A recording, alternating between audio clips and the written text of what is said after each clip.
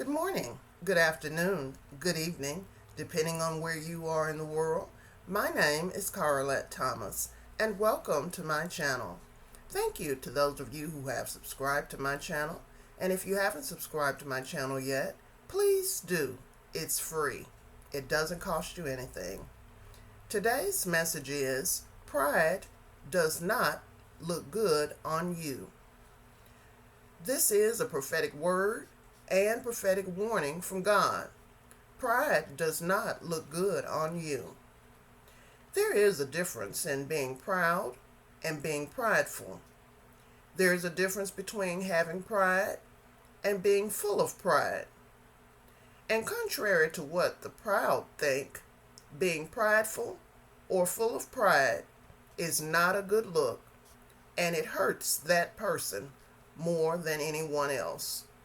The Bible says in Proverbs chapter 16, verse 18, pride goeth before destruction, and a haughty spirit before a fall. Pride comes before a fall, or pride goeth before destruction, is an age-old proverb warning that excessive arrogance often causes individuals to overlook their own flaws, leading to catastrophic failure. Origins and meaning. Biblical roots. The saying stems from Proverbs chapter 16, verse 18 in the Bible, which reads, pride goeth before destruction, and a haughty spirit before a fall. Psychological reality. Across philosophy and psychology, users agree that overconfidence leads to poor judgment and ignored pitfalls. As detailed in the Cambridge Dictionary, it emphasizes that being too sure of your abilities typically results in an embarrassing mistake. Key takeaways. Blind spots. Arrogance creates a false sense of invincibility, causing people to ignore warning signs. Lack of preparation. Overconfident individuals often fail to prepare for challenges, assuming success is guaranteed. The antidote. Practicing humility keeps you grounded, open to feedback, and better prepared to handle unforeseen obstacles. For this prophetic word, we are going to look at some biblical examples of people that were prideful, their decisions, and their outcomes. First, Cain. Cain's story in the Bible, found in Genesis chapter 4, is a foundational narrative on how pride, unchecked jealousy, and a refusal to take personal responsibility lead to severe consequences. The root of pride. Both Cain, a farmer, and his brother Abel, a shepherd, brought offerings to God. God accepted Abel's offering, but rejected Cain's. Scholars and theologians suggest this was because Abel offered his first and best in faith, whereas Cain approached worship with an ungrateful or insincere heart. Upon being rejected, Cain's pride was wounded.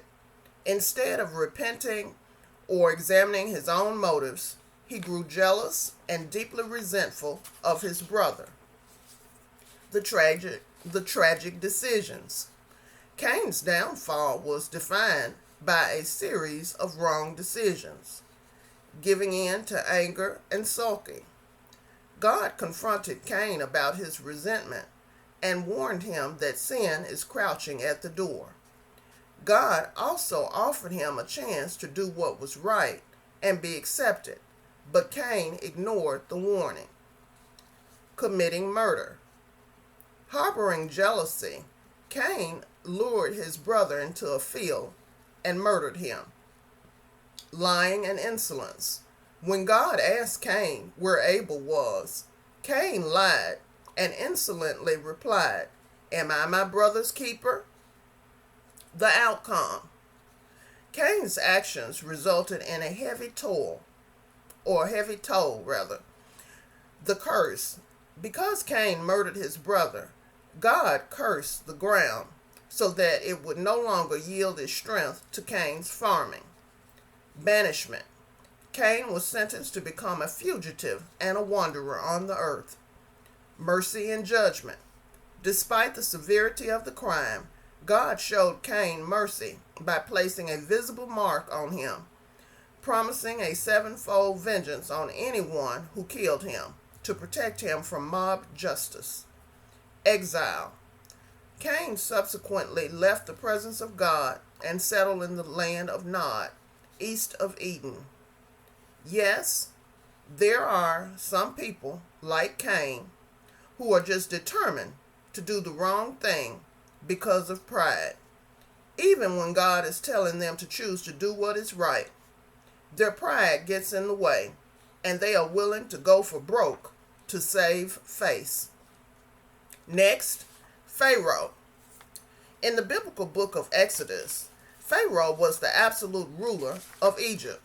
Driven by profound pride and deeply held beliefs in his own divinity, he stubbornly refused to release the enslaved Israelites. This resulted in devastating cycles of plagues, ultimately destroying his army and his nation. Pharaoh's pride, divine claim. Raised to believe he was an earthly embodiment of the gods like Horus and a supreme ruler, Pharaoh was insulted by the idea of a foreign, enslaved god telling him what to do. Contempt. When presented with Moses and Aaron's initial request to let the Israelites go, his response was immediate arrogance. Who is the Lord that I should obey his voice to let Israel go? His decisions. Increased oppression. Rather than yielding, Pharaoh decided to break the Israelites further by forcing them to gather their own straw while maintaining the exact same brick-making quotas. The cycle of plagues. When devastating plagues, such as the Nile turning to blood, locusts, and darkness struck his kingdom, Pharaoh would momentarily plead for mercy when the pressure mounted. However, as soon as relief arrived, his pride returned, and he went back on his word. Final relenting and pursuit. Only after the devastating 10th plague, the death of every firstborn in Egypt, did Pharaoh finally release the Israelites. Yet, consumed by immediate regret, he gathered his army and pursued them to the shores of the sea. The outcome. National devastation. Pharaoh's hard-hearted decisions caused widespread suffering for the Egyptian people, including the loss of livestock, decimated crops, and the death of the kingdom's firstborns. Total catastrophe.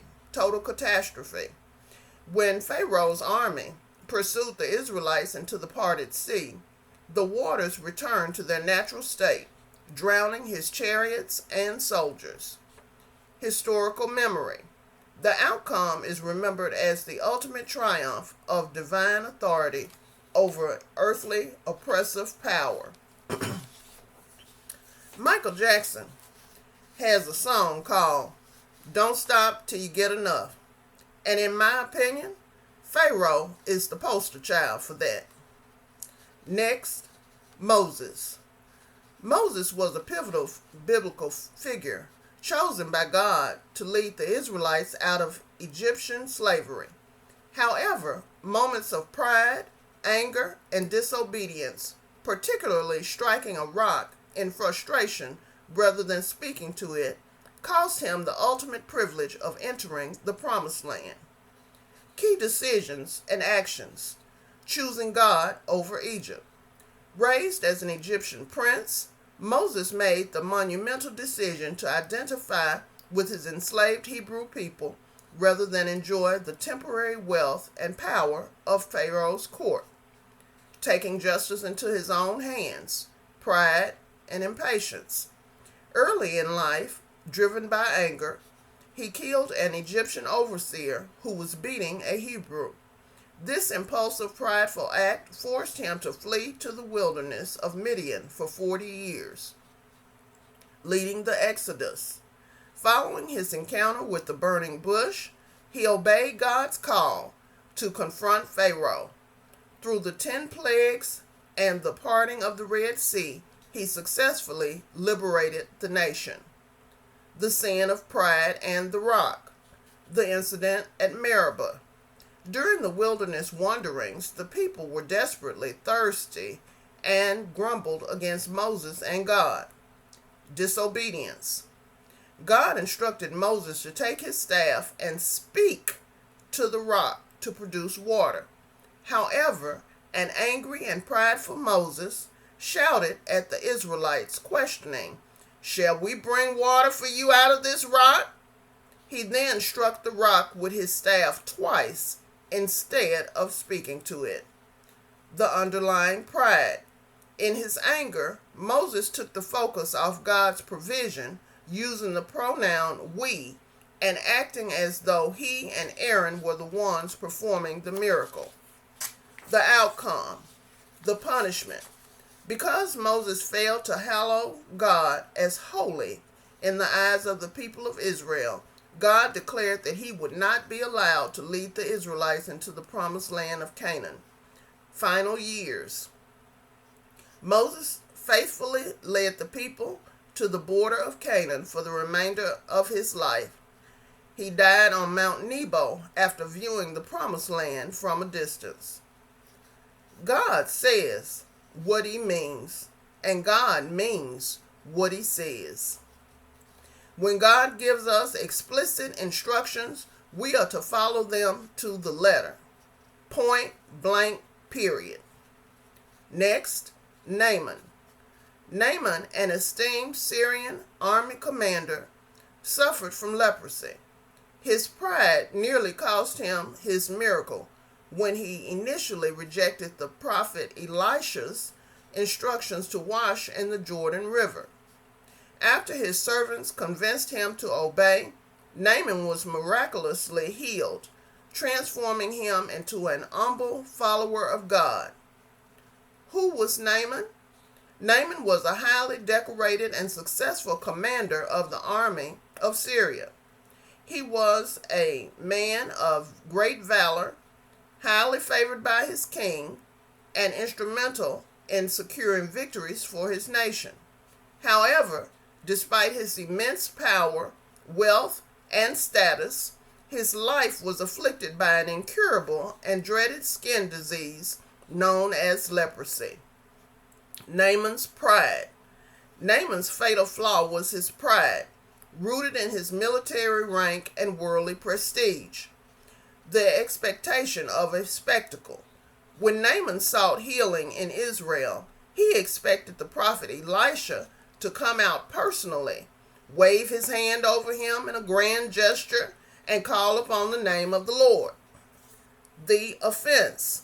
Instead of meeting Naaman, Elisha sent a messenger instructing him to wash in the muddy Jordan River 7 times. The outrage. Naaman was furious and deeply insulted. He expected his high status to grant him preferential treatment and proudly reasoned that the pristine rivers in Damascus were far superior to the waters in Israel. He initially rode off in a rage. Naaman's decisions. Naaman faced a critical crossroad that required him to make defining decisions. To listen to his servants. Instead of letting his pride dictate his fate, Naaman chose to listen to the wise reasoning of his servants. They gently pointed out that if the prophet had asked him to do something difficult or heroic, he would have done it. To submit in obedience. Swallowing his pride, Naaman made the decision to strip away his military regalia, climb down from his chariot, and submit to the unconventional task. To follow instructions. He went down to the Jordan River and dipped himself exactly 7 times, choosing radical obedience over his preconceived notions. The outcome. The outcome was a total transformation of both Naaman's physical body and his spiritual understanding. Excuse me. Physical healing. Upon completing the seventh dip, his skin, or his flesh rather, was completely restored, becoming like the skin of a young child. Spiritual transformation. Naaman returned to Elisha a changed man. He publicly confessed his newfound faith, declaring that there is no God in all the earth except in Israel. Lasting faith. He pledged to worship only the Lord and offered a gift to Elisha, which the prophet refused, showcasing a newfound dedication to the one true God. You can read the complete account of Naaman's journey in 2 Kings chapter 5. God's ways are not our ways, and God uses the foolish things to confound the wise. Whatever God tells us to do is what we need to do. God is God. God is not concerned with whether or not we agree with him, his reasoning, his reasons, or his methods. And he does not have to make it make sense to us. It is our job to obey God in word and in deed, in spirit and in truth, without debate and without delay. Next, Vashti. Queen Vashti, the first wife of King Ahasuerus, or King Xerxes, of Persia, is famously remembered from the book of Esther for her defiance. Her story centers on a clash of wills where her refusal to be objectified cost her the throne, but cemented her legacy as a woman of dignity. Overview of Vashti. Background.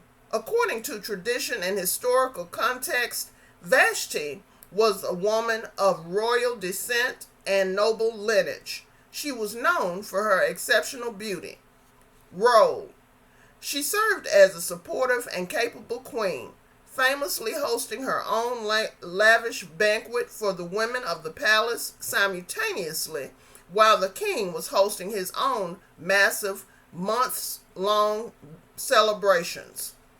Her pride and the decision. The incident. During a massive week-long feast in the citadel of Susa, a heavily intoxicated King Ahasuerus demanded that his eunuchs bring Vashti before him wearing her royal crown. The pride factor. Depending on the Esther chapter 1 commentary, Vashti's refusal is often viewed through two lenses. Some interpretations highlight her fierce, self-respecting pride, refusing to be publicly objectified and paraded in front of a room of drunken war councils and dignitaries. Conversely, traditional commentaries note that her refusal was also rooted in a royal, blue-blooded pride, as she viewed the king as somewhat of a commoner compared to her prestigious Babylonian lineage. The decision. Deciding that her dignity and reign were worth more than her husband's demands, Vashti made the monumental decision to disobey the king's direct command. The outcome.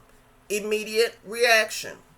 The king was left humiliated and furious. Fearing that Vashti's disobedience would inspire other women in the empire to disrespect their husbands, the king's advisors counseled him to punish her as a preemptive example. The decree. The king issued an irrevocable royal decree in accordance with the unalterable laws of the Medes and Persians. Vashti was stripped of her title, banished from the king's presence forever, and permanently forbidden from entering his palace again. Historical impact. Vashti's removal opened the door for Ahasuerus to host an empire-wide search for a new queen, which ultimately led to the rise of Queen Esther. Yes, being prideful can cause you to lose your position. And if you do lose your position, you need to move on. Because God has an agenda. And God's agenda is for the greater good. It is God that sets down one and setteth up another. That phrase is a direct quotation from the Bible, specifically Psalm chapter 75, verse 7. Meaning and context: divine sovereignty. The verse emphasizes that ultimate power belongs to God, who controls the rise and fall of human leaders and nations. Humility. It serves as a reminder to rulers and the powerful that their status is temporary and granted by a higher power. King James Version. The specific phrasing, God setteth down one and setteth up another, comes from the classic King James Version translation. God has an agenda, and God's agenda will be done on earth as it is in heaven, no matter who likes it and no matter who doesn't. Hallelujah. Next, Haman. Haman, a high-ranking official in the ancient Persian Empire, is the primary antagonist in the book of Esther.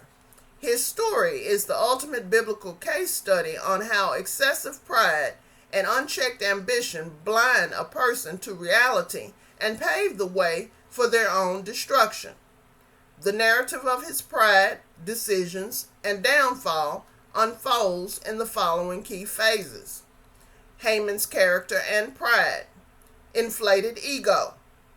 Appointed as the highest noble under King Ahasuerus or King Xerxes, Haman demanded that all royal subjects kneel and bow to him.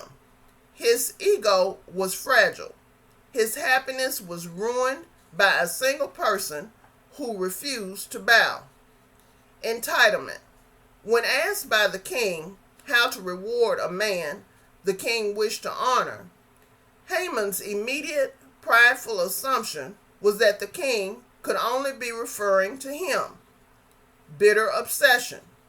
Haman's need for absolute adoration turned into ruthless bitterness, blinding him to all reason when confronted with insubordination.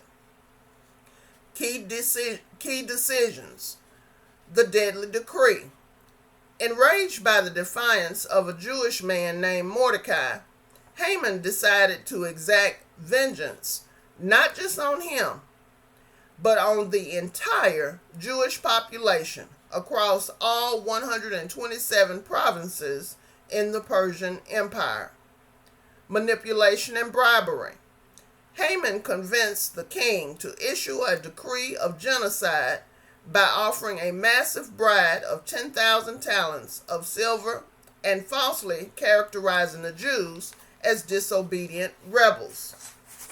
The 75-foot gallows.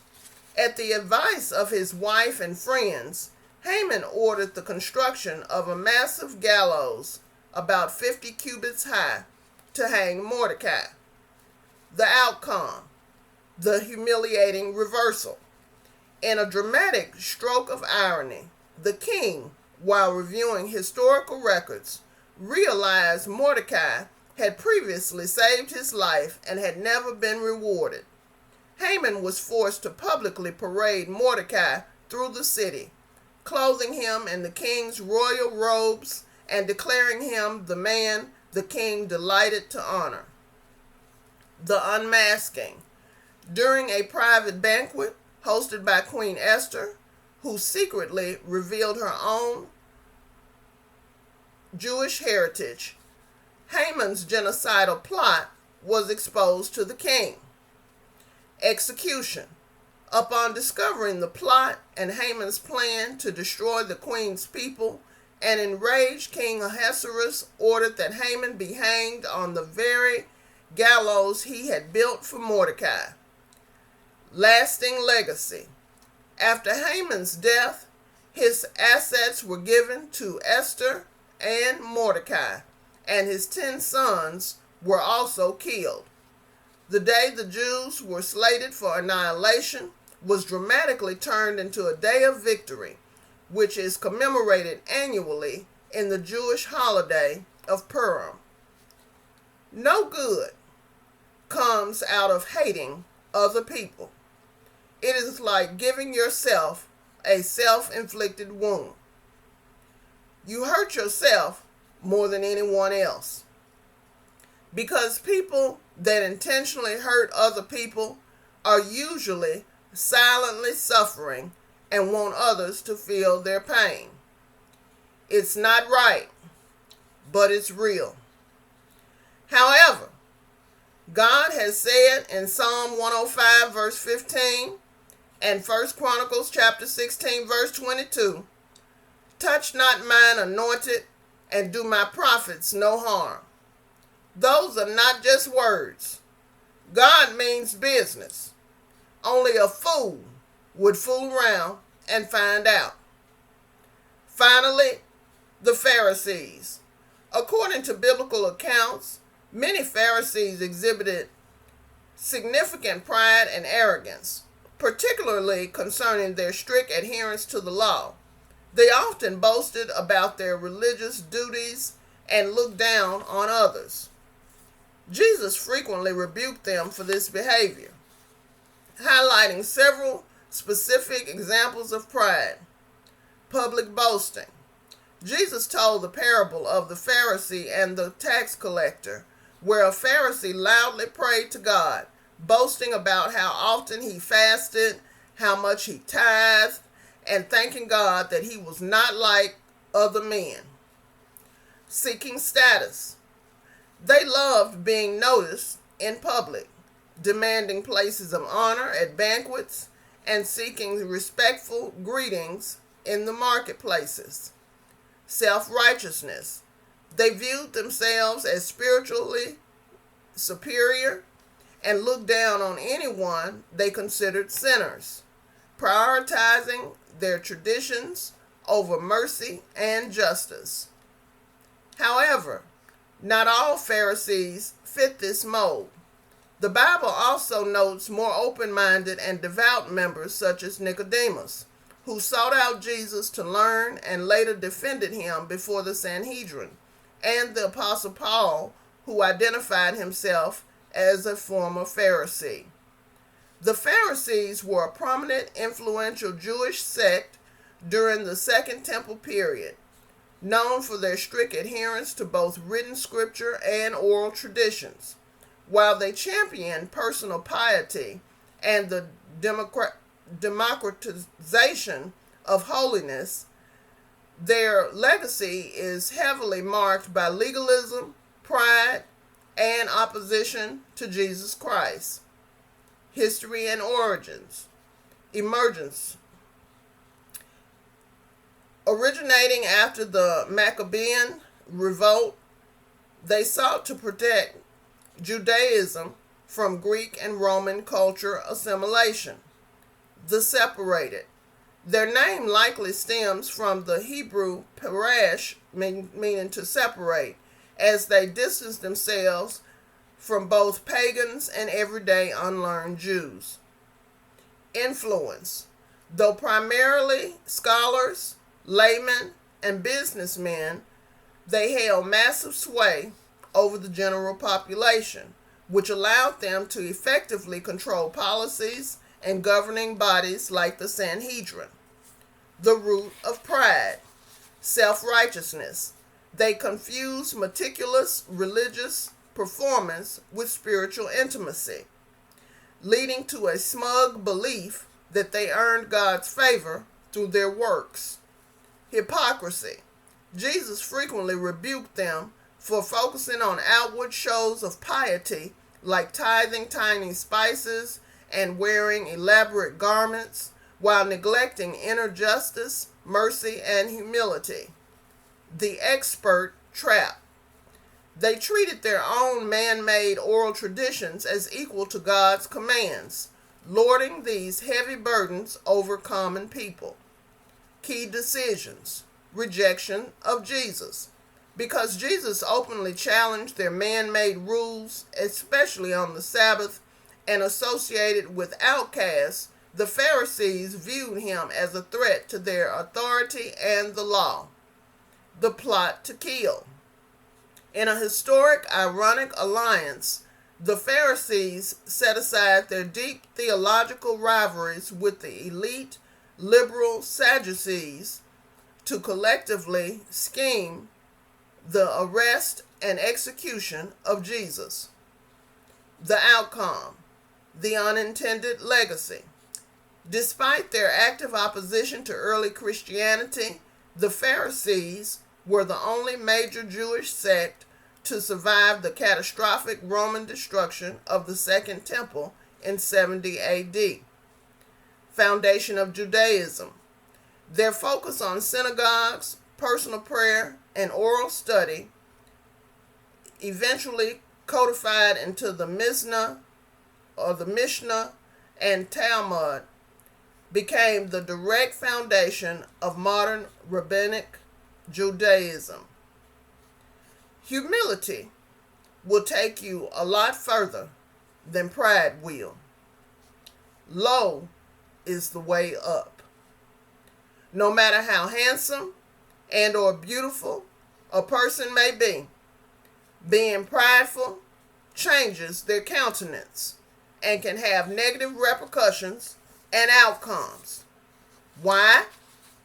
Because pride does not look good on you. I hope and pray that this message has been a blessing to you. Please like, share, comment, and subscribe. And if you feel led, you can make a donation. Thank you for listening and supporting my YouTube channel. God bless you and just be happy.